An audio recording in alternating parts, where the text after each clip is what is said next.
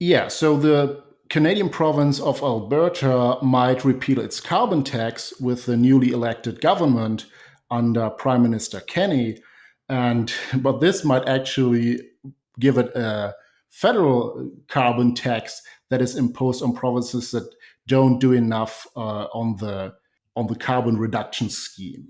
And so the problem is that Alberta, under the previous government, introduced a carbon tax of 30, I think, Canadian dollars per ton, um, plus inflation. I think it might be a little more than $30 today.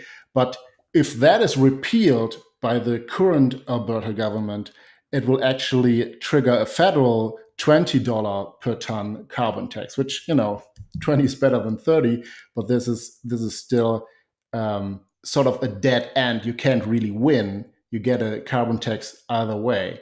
And what I found very curious about this case was the Prime Minister Kenney said that, oh yeah, we have a good court case against this federal carbon tax because we still impose a levy on large emitters.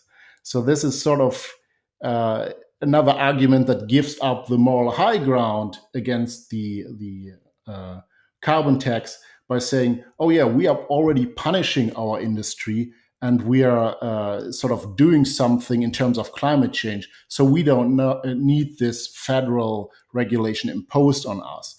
And other Canadian provinces lost court cases challenging the constitutionality of the federal carbon tax.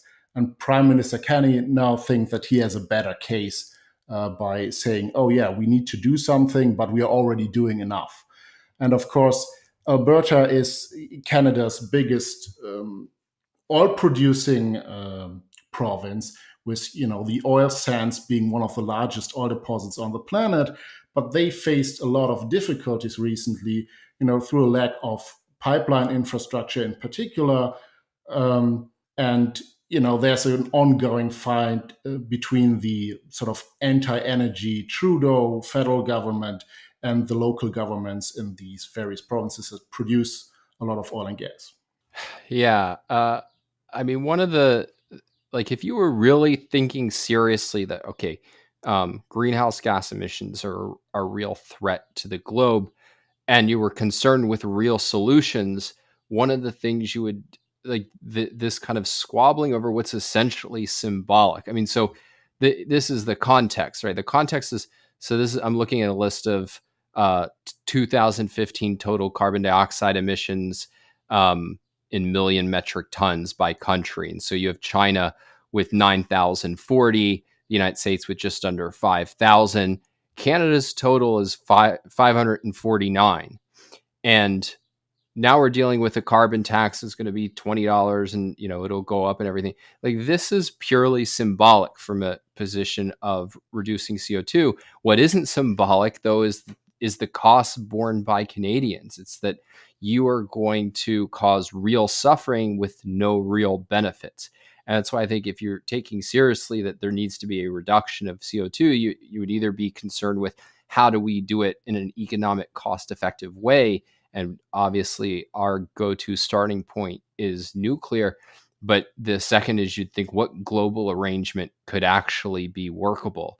And the idea that, well, we're just going to make Canadian energy more expensive should strike people as really bizarre.